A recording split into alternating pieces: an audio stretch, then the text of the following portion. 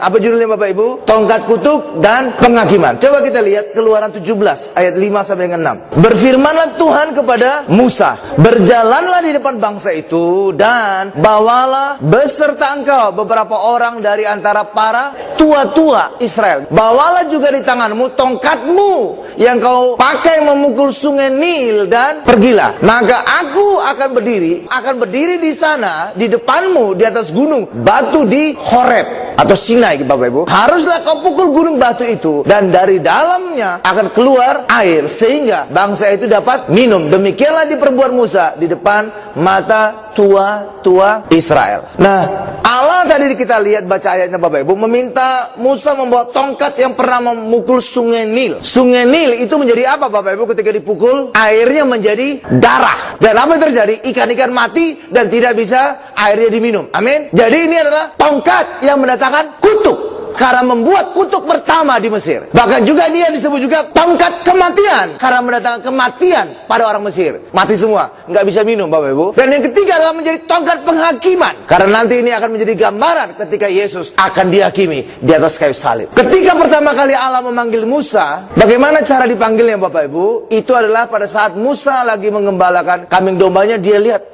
ada semak berapi tetapi tidak terbakar. Bagaimana bisa terjadi itu? Kemudian dia mendekat dan ternyata itu adalah Tuhan. Dan di situ kemudian dialog bahwa Musa dipanggil untuk memimpin bangsa Israel keluar dari Mesir. Lalu semula Musa menolak. Dan untuk menunjukkan bahwa yang memanggilnya adalah Tuhan, maka Tuhan berkata, apa yang di tanganmu? Dan tongkat. Lalu kemudian apa kata Allah? Lemparkan tongkatmu ke bawah. Terus dilempar Bapak Ibu. Dan apa yang terjadi? Tongkat itu menjadi ular. Dan dari situ sebenarnya kita sudah tahu bahwa tongkat yang dipegang Musa ini adalah tongkat ular, tongkat kutuk. Dan itu juga menjadi gambaran Bapak Ibu bahwa tongkat itu yang dipegang oleh Musa bukan tongkat anugerah, tapi tongkat kutuk. Dan ini punya otoritas dari Allah untuk mendatangkan kutuk di tanah Mesir. Ada berapa kutuk saudara ya yang terjadi ketika pakai tongkat ini Bapak Ibu? 9. Karena yang 10 adalah nggak ada keterlibatan Musa dan Harun. Karena mereka semua ada di dalam rumah. Tapi Allah yang mengerjakan full, mencabut nyawa dari anak-anak yang sulung. Jadi sebenarnya ada berapa tulah yang terjadi pada saat itu di Mesir? Ada 9 yang berkaitan dengan tongkat. Jadi ini benar-benar tongkat kutuk. Yang kutuk pertama adalah air menjadi darah. Dan memang Musa itu sebenarnya gambaran kutuk, penghukuman. Kutuk pertama ini diadakan oleh Musa adalah air menjadi darah. Sedangkan Yesus adalah gambaran anugerah. Apa mujizat pertama Yesus Bapak Ibu? Air menjadi anggur. Saudara lihat perbedaannya? Mendatangkan sukacita, bukan kematian, sukacita. Jadi saudara lihat perbedaannya? Musa itu selalu berkaitan dengan Taurat, dengan kutuk-kutuknya. Sedangkan Yesus berkaitan dengan anugerah, dengan segala sukacita dan berkah-berkahnya. Ayo Bapak Ibu. Dan hari ini kehidupan orang Kristen bukan lagi hidup di dalam kutuk, tetapi hidup di dalam anugerah. Itulah sebabnya saudara harus imani bahwa kehidupan saudara bukan lagi hidup dalam kutuk, tapi hidup di dalam anugerah dan selalu ada sukacita Yesus di dalamnya. Amin. Berikan kemuliaan luar biasa bagi kita Bapak Ibu. Haleluya. Nah, tadi dikatakan Bapak Ibu pada ayat yang ke-6-nya, Allah berkata, aku akan berdiri di gunung batu Horeb tadi dan kamu harus memukul aku. Jadi tongkat Musa tadi, tongkat kutuk ini harus memukul Allah. Dan ini sebenarnya gambaran Yesus Bapak Ibu, bahwa Taurat akan memukul Yesus. Di atas kayu salib Yesus terkutuk, mati dipukul oleh Taurat. Ya, sebenarnya salib itu adalah inti dari Taurat. Jadi benar-benar Yesus di atas kayu salib ini adalah dipukul oleh Taurat Musa. Inti dari Taurat adalah salib. Pada saat itu ada seorang ahli Farisi Taurat bertanya kepada Yesus, apa yang menjadi inti dari hukum Taurat? Jawaban Yesus, kasih Tuhan Allahmu dengan segenap hati, dengan segenap jiwa, dengan segenap akal budi. Itu hukum pertama dan terutama. Dan yang kedua yang sama dengan itu adalah kasih sesama manusia seperti dirimu sendiri. Jadi ada dua hukum. Pertama adalah kasih kepada Allah. Inilah garis tegak ini. Dengan segenap hati, dengan segenap jiwa, dengan segenap akal budi. Dan kasih kepada sesama seperti diri sendiri. Lah itu salib. Jadi inti dari hukum Taurat adalah salib. Jadi Yesus dipukul, tersalib pada Taurat. Dan inilah sebenarnya gambaran dari ayat tadi, bahwa Musa dengan tongkat kutuknya memukul Allah di gunung Horeb. Dan ini nanti menjadi gambaran bahwa Yesus tersalib di bukit Golgota. Agar apa? Agar setiap kutuk kita dijalani oleh Yesus. Agar setiap kita hari ini bebas dari segala kutuk. Amin Bapak Ibu. Harusnya kita yang mengalami kutuk, kita yang berdosa, maka kutuk dosa harusnya kita tangguh. Kita yang dipukul oleh kutuk dosa. Tapi ketika kita percaya kepada Yesus, Yesus telah menjalani kutuk kita. Itulah sebabnya bagi kita di dalam Yesus, kita bebas dari segala kutuk. Amin. Coba kita lihat ayatnya. Galatia 3 ayat 13. Kristus telah menebus kita dari kutuk apa Bapak Ibu? Nah, jadi hukum Taurat itu mendatangkan kutuk. Karena itulah Yesus mati terkutuk di atas kayu salib. Ini inti dari Taurat. Jadi membebaskan kita dari kutuk hukum Taurat dengan jalan menjadi kutuk karena kita. Bagaimana jalan menjadi kutuk? Tersalib di atas kayu salib. Sebab ada tertulis, terkutuklah orang yang digantung pada kayu salib. Jadi salib ini mati terkutuk agar kita hari ini bisa ditebus dari segala kutuk. Karena itu lebih baik kita hari ini orang Kristen tidak lagi ngomong kutuk. Kutuk apa? Orang udah jalani Yesus kok. Karena itu lebih baik kita hidupi salib ini. Saudara bisa berkata, aku bebas kutuk. Bahkan saudara juga bisa berkata, aku bebas dosa. Kenapa? Dosa kita sudah ditanggung oleh Yesus. Aku juga bebas dari hukuman. Kenapa? Hukumanku sudah dijalani Yesus di atas salib. Karena itulah bagi kita orang Kristen hidupi salib ini. Saudara bisa berkata, aku bebas kutuk, aku bebas dosa, aku bebas hukuman dosa. Karena Yesus telah mengambil semuanya dari hidupku. Amin. Berikan kemuliaan luar biasa bagi terus Bapak Ibu. Sekarang kita masuk pada bagian kedua. Yesus dipukul tongkat Musa. Sekarang kita lihat coba Yohanes 1 ayat 17. Sebab hukum Taurat diberikan oleh Musa, tetapi kasih karunia dan kebenaran datang oleh Yesus Kristus. Amin Bapak Ibu.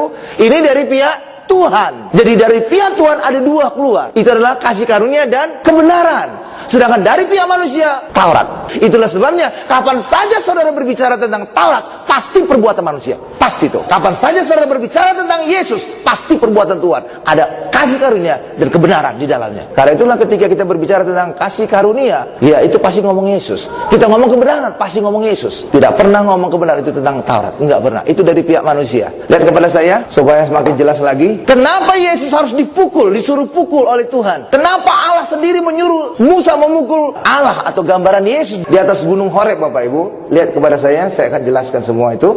Dari surga itu keluar dua hal. Pertama hukum-hukumnya, hukum-hukum surga, dan itulah hukum Taurat. Lalu dari surga keluar juga yang kedua, apa itu? Anak Allah, dan itulah Yesus. Nah itulah yang tadi digambarkan oleh ayat tadi Yohanes 1 ayat 17 Bapak Ibu. Hukum Taurat diberikan oleh Musa, sedangkan kasih karunia dan kebenaran datang oleh Yesus. Yesus membawa apa Bapak Ibu? Dua, kasih karunia dan kebenaran. Saudara lihat, perjamuan kudus saudara menerima dua juga. Apa itu? Tubuh dan darahnya. Benar Bapak Ibu? Dan itulah sebenarnya gambaran kasih karunia kebenaran. Kasih karunia saudara dapatkan dari darah Yesus. Inilah saudara mendapatkan pengampunan. Saudara dapatkan kasih Tuhan. Lalu kebenaran itu saudara dapatkan dari tubuh Yesus. Inilah dia. Dan hari ini kita terima tubuh dan darah Yesus. Itulah sebabnya kita menerima Yesus secara utuh. Kasih karunianya ini kita dapatkan, dan kebenarannya inilah tubuhnya kita dapatkan. Haleluya. Oke. Jadi dari sorga keluar dua hal. Pertama hukumnya, itulah hukum Taurat. Sedangkan yang kedua adalah anak Allah, dan itulah Tuhan Yesus yang membawa kasih karunia dan kebenaran. Nah, apa yang terjadi?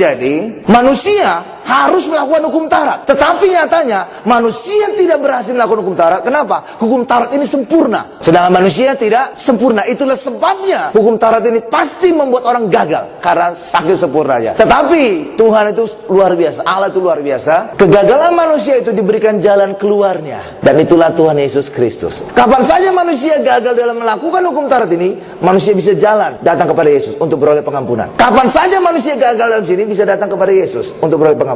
Pak, kalau demikian Pak, kalau seandainya datang kepada Yesus kita beroleh pengampunan Pak, maka seakan-akan Allah itu punya toleransi terhadap hukum ini. Tidak Bapak Ibu, tidak. Hukum ini tetap berlaku. Allah itu tidak sembarangan mengampuni orang. Memang ketika kita datang kepada Yesus, kita diampuni atas pelanggaran kita terhadap Taurat, benar itu. Tetapi hukuman yang harusnya kita jalani ditanggung oleh Yesus. Itulah sebabnya hukum Taurat ini harusnya memukul kita, menjadi memukul Yesus. Dan itulah tadi tongkat Musa tadi memukuli Yesus di gunung Horeb tadi. Iya, dan itulah lewat kematian Yesus di atas kayu salib. Lewat kematian Yesus di atas kayu salib, harusnya kutuk itu, harusnya tongkat itu memukuli hidup kita, menghakimi hidup kita, mengutuki hidup kita. Kita hari ini dibebaskan. Kenapa? Karena semua kutuk, semua pukulan, semua ganjaran tongkat tadi ditimpakan pada Yesus. Itulah sebabnya Yesus dipukuli di gunung Horeb tadi Bapak Ibu. Dan itu menjadi gambaran nubuatan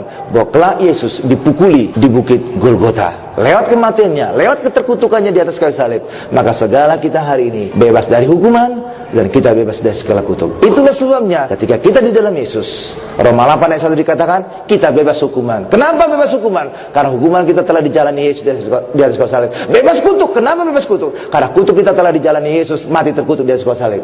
Ayo Bapak Ibu, itulah sebabnya bagi kita hari ini, kenapa Yesus harus dipukuli, gambar oleh tongkat Musa tadi, agar setiap kita hari ini bebas dipukuli penghakiman, bebas dipukuli oleh kutuk, bebas dipukuli oleh penyakit, sehingga hari ini hidup kita menjadi hidup yang sehat, hidup yang selamat, dan hidup yang berkemenangan. Amin Bapak Ibu. Berikan kemuliaan luar biasa bagi Tuhan Bapak Ibu. Haleluya. Itulah sebabnya hari ini kita beruntung punya Yesus. Sehingga apa? Hukuman kita tidak lagi kita jalani. Kenapa? Sudah dijalani Yesus. Kalau orang tetangga sebelah nggak punya Yesus, mereka sendiri yang menjalani hukumannya. Lah kalau kita, hukuman apa? Orang udah dijalani Yesus. Iya, karena itulah kita hari ini dikatakan Roma 8 ayat 1. Kita di dalam Yesus bebas hukuman. Kenapa bebas hukuman? Karena hukuman kita telah dijalani Yesus di atas kayu salib. Amin Bapak Ibu.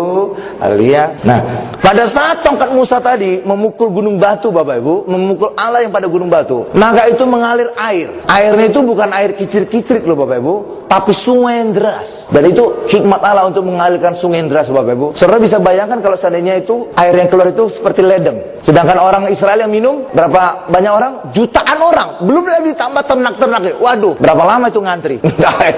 Lihat Bapak Ibu. Itulah sebabnya harus keluar dalam bentuk sungai. Dan memang bentuk sungai. Dan ketika dalam bentuk sungai, maka orang Israel tinggal berdiri saja di tepinya, tinggal minum, tinggal ngasih minum ternak-ternaknya. Amin. Jadi benar-benar dari gunung batu itu mengalir air. Haleluya, air yang berbual-bual. Dan itulah sebenarnya gambaran tentang Roh Kudus. Ketika kita percaya kepada Yesus, dari dalam hati kita mengalir aliran-aliran air hidup. Sebenarnya bukan aliran Bapak Ibu, muncratan air hidup. Kenceng gitu Bapak Ibu. Haleluya, bukan netes bukan gitu, tapi kencang. Karena itu gambaran tentang apa yang dinyatakan dalam Perjanjian Lama, itu adalah air sungai yang deras. Karena itulah bagi kita hari ini, kita dalam Yesus, kita percaya kepada Yesus, maka dari dalam hidup kita, dari dalam hati kita akan mengalir aliran-aliran air hidup. Iya, coba kita lihat Yohanes 7 ayat 38-39. Barang siapa percaya kepadaku, seperti yang dikatakan oleh kitab suci, dari dalam hatinya akan mengalir aliran-aliran air hidup. Yang dimaksudnya ialah roh yang akan diterima oleh mereka yang percaya kepadanya. Sebab roh itu belum datang karena Yesus belum dimuliakan. Sekarang Yesus sudah dimuliakan belum Bapak Ibu? Sudah. Maka air itu juga bisa kita alami saat ini. Amin. Dan lewat air itu, itulah Roh Kudus yang mengalir deras. Maka memberikan kehidupan bagi kita, memberikan kuasa bagi kita, memberikan berkat bagi kita, membuat setiap kita hari dihidupkan dan disegarkan oleh Roh Kudus. Amin Bapak Ibu. Dan inilah yang dialami oleh bangsa Israel di padang gurun. Mereka dapatkan aliran-aliran sungai luar biasa, memberikan kehidupan bagi mereka, memberikan kesegaran bagi mereka. Mereka tidak haus lagi, mereka menjadi lega, bahkan ternak mereka juga menjadi hidup. Dan hal yang sama juga akan kita alami ketika kita mengalami air hidup. Ketika kita percaya kepada Yesus, maka kita hari ini juga disegarkan, kita juga dihidupkan, dan hari ini kita juga beroleh kemenangan dalam kehidupan. Amin. Dengan kemuliaan luar biasa bagi Tuhan Yesus Bapak Ibu.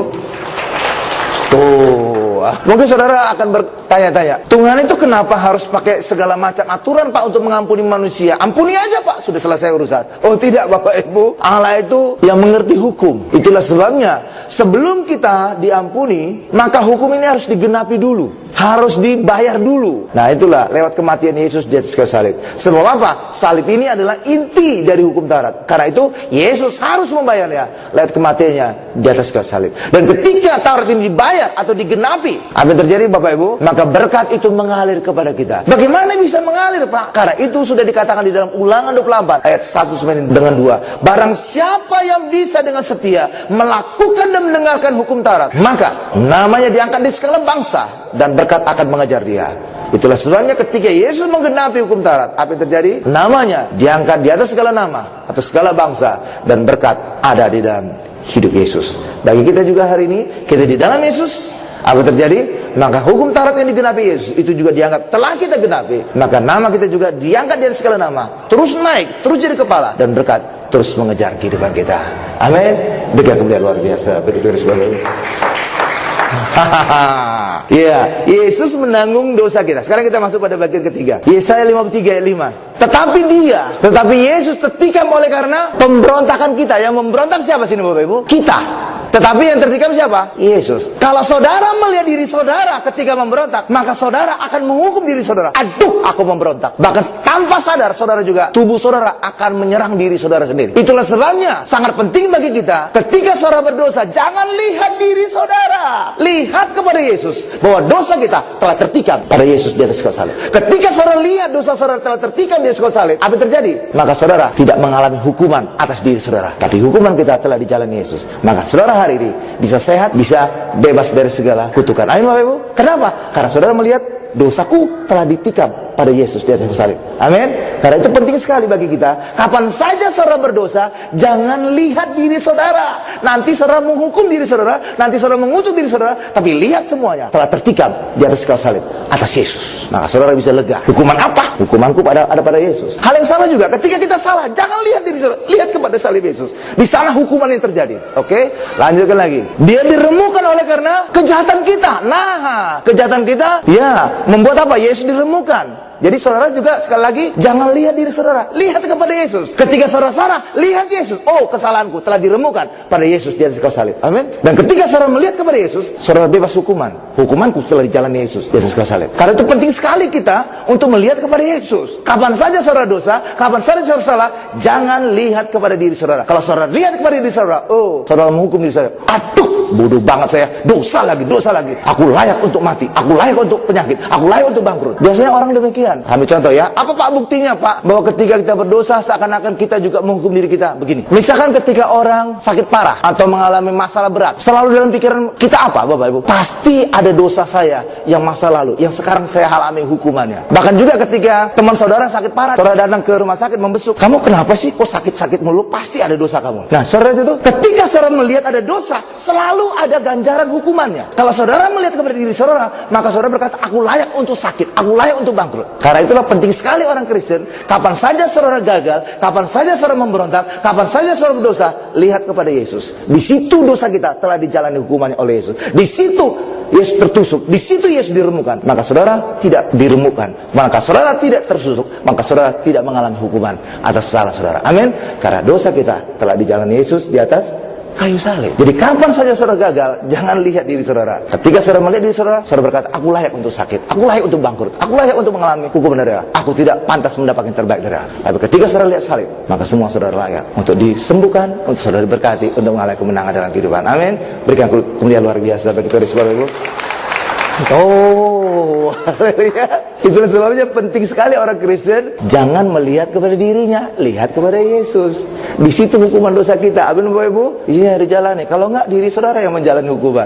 Lanjutkan lagi. Yesaya 53 ayat 5 tadi. Ganjaran yang mendatangkan keselamatan bagi kita. Nah, kalau saudara melihat diri saudara, saudara mau selamat harus diganjar. Tapi ketika saudara melihat Yesus, ganjarannya ada pada Yesus, selamatnya ada pada kita. Ah, mantap.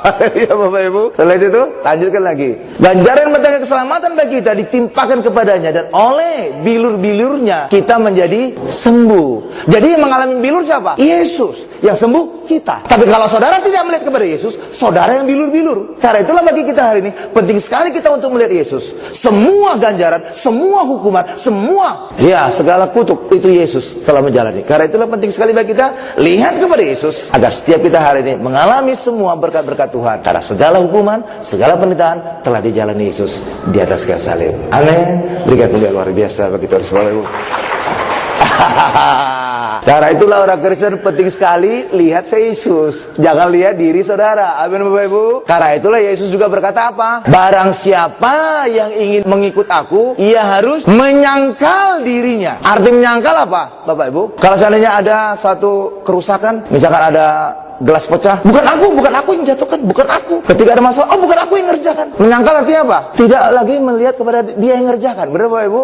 Maka ketika juga kita menyangkal ketika mengikut Yesus, maka saudara tidak lagi ngomong, karena perbuatan baikku lah aku selamat, karena perbuatan kudusku lah aku diberkati, karena perbuatan salehku lah aku hari ini mengalami kesembuhan. Enggak lagi. Tapi semuanya kita ngomong tentang Yesus. Karena kebaikan Yesus lah aku selamat, karena kebaikan Yesus lah aku diberkati, karena kebaikan Yesus lah aku disembuhkan. Itulah namanya menyangkal diri. Bukan lagi menyebut diri saudara, tapi semuanya harus menyebut tentang Yesus. Ayo Bapak Ibu, itulah namanya mengikut Yesus, harus menyangkal diri. Jangan lagi sebut perbuatan saudara, tapi setiap kita harus menyebut perbuatan Yesus. Ayo Bapak Ibu, itu namanya menyangkal diri. Jadi artinya jangan anggarkan apa yang saudara lakukan, tapi biarkan semuanya mengacu kepada perbuatan Yesus di atas kayu salib. Nah, jadi ketika kita melihat Musa memukul Allah di gunung Horeb tadi Bapak Ibu, apa yang terjadi? Maka akan mengalir air hidup. Dan di situ juga berarti juga urapan-urapan akan mengalir.